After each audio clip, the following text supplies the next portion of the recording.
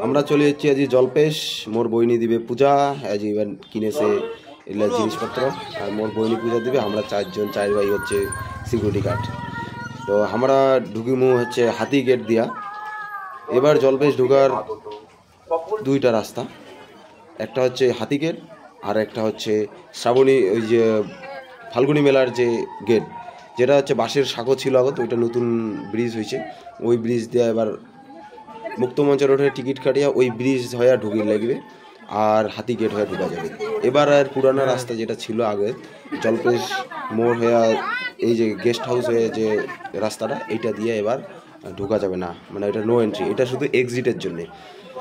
ওই শ্রাবণী মেলা, এই যে ফাল্গুনি মেলার যে রাস্তাটা, ওইটা দিয়ে ওই বাঁশের সাঁকো যে ছেড়ে ছিল, ওইটা নতুন ব্রিজ, ওই ব্রিজটা দিয়ে আসিয়া মন্দিরে পূজা দিয়া পুরানো রাস্তা ধরেই বাইরে যাওয়ার লাগবে।